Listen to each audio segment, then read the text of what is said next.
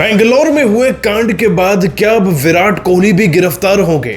RCB की team के marketing head Nikhil सोसले, जो विराट कोहली के कंधे पर हाथ रखकर इस कदर तस्वीर खिंचवाते हैं, उनको तो पुलिस ने अरेस्ट कर ही लिया है। लेकिन विराट कोहली के लिए अरेस्ट विराट कोहली पूरे देश में क्यों ट्रेंड कर रहा है? क्या वाकई में विराट कोहली लंदन जा चुके हैं बिना परवाह किए हुए उन 11 लोगों की जिनकी मृत्यु हो चुकी है?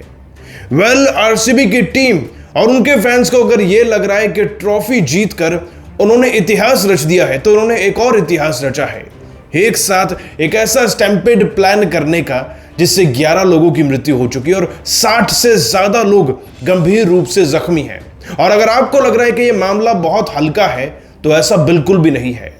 इसमें ना सिर्फ स्टेट के कमिश्नर को सस्पेंड किया गया है, बल्कि क्राइम ब्रांच और अब तो कर्नाटक क्रिकेट एसोसिएशन के अगेंस्ट भी जो हरकत हो रही है, जो उनके खिलाफ एफआईआर हुई है, उसमें क्राइम ब्रांच ने इन्वॉल्व होकर अरेस्ट करना शुरू कर दिया है।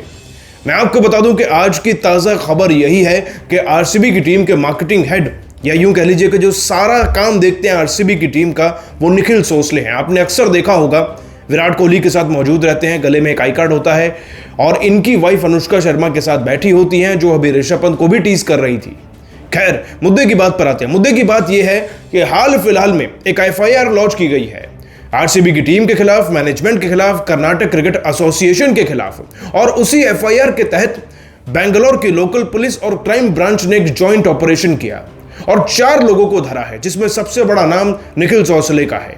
बाकी और 3 लोगों के नाम अभी पब्लिक नहीं हुए हैं, लेकिन ये 3 से 4 लोग जो भी थे, यूनिफाइड तरीके से रिस्पॉन्सिबल थे इस पूरे कार्यक्रम को आयोजित कराने के लिए। अब देखिए, बड़ी बात यहां पर यह है कि इस पूरे मुद्दे पर कोई भी जिम्मेदारी नहीं लेना चाह रहा।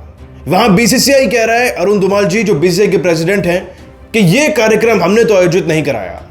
आरसीबी का मैनेजमेंट कह रहा है कि बाहर क्या हुआ हमें कुछ नहीं पता, हम तो अंदर सेलिब्रेशन कर रहे थे।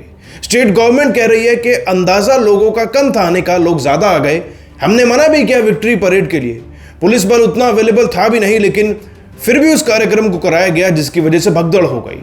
तो आखिरकार रिस्पॉन्सिबल है कौन? हम सब ने देखा कि रोते बिलखते माँ बाप का वीडियो वायरल हो रहा है, जिनके बच्चे शायद कभी वापस नहीं आएंगे। 3 से 4 बच्चे तो 18 साल से कम उम्र के थे। कोई आईटी में काम कर रहा है जिसका लैपटॉप डेस्क पे धरा का धरा रह गया, क्योंकि वो आज के बाद कभी खुलेगा ही नहीं। खैर, अब विराट कोहली को लेकर एक नई मुहिम छेड़ी जा रही है। आज पूरे दिन सोशल मीडिया पर अरेस्ट विराट कोहली ट्रेंड हुआ है और इसका कारण भी है। अब देखिए, विराट कोहली ने जो अपना स्टेटमेंट दिया उसमें उन्होंने कुछ नहीं कहा था। उन्होंने आरसीबी के सेम स्टेटमेंट को कॉपी पेस्ट करके अपने अकाउंट पे पोस्ट किया। हालांकि उसके लिए भी हमें उनका धन्यवाद करना चाहिए, क्योंकि वो वैसे ही अपने अकाउंट पे बहुत कम चीजें डालते हैं, इंडियन क्रिकेट टीम से कम डालते हैं। आरसीबी की ट्रॉफी तो डाली, और फैंस के लिए जो स्टेटमेंट आया वो कॉपी पेस्ट स्टेटमेंट था, जिससे फैंस वैसे ही नाखुश थे। ऊपर से आरसीबी के कप्तान रजत पाटीदार ट्रॉफी के साथ फोटो डाल रहे हैं, पूरे कांड के बारे में पता चलने के बावजूद भी बाकी खिलाड़ी भी वही चीजों को फॉलो कर रहे थे। लेकिन अरेस्ट विराट कोहली क्यों ट्रेंड हो रहा है? अब देखिए, ऐसी खबरें निकल कर आ रही है कि विराट कोहली लंदन के लिए रवाना हो चुके हैं। अब पहले भी खबरें चली थी कि वो वहां पे परमानेंटली शिफ्ट होना चाहते हैं, लेकिन ऐसे क्रूशियल वक्त पर जहां लोगों ने उनकी ट्रॉफी जीतने के जश्न में 11 जानें गंवा दी हों, क्या उन्हें लंदन जाना चाहिए? इसका जवाब तो आप बेहतर नीचे कमेंट सेक्शन में दे सकते हैं। परंतु उससे बड़ी बात यह है कि सबसे बड़ा खिलाड़ी सबसे बड़ी फ्रेंचाइजी का हिस्सा था। शायद अगर कुछ दिन उन्हें कुछ मौन रखना चाहिए था, या वो इस देश में रुकते, पर्सनल तौर पर उन लोगों के लिए कुछ करते, भले ही 1 लाख रुपए ही दान करते, लेकिन कुछ ऐसा जेस्चर तो दिखाते जिससे लोगों को लगता कि विराट की सहानुभूति सामने से निकल कर आई है। अब ऐसा तो कुछ नहीं हुआ और शायद होगा भी नहीं।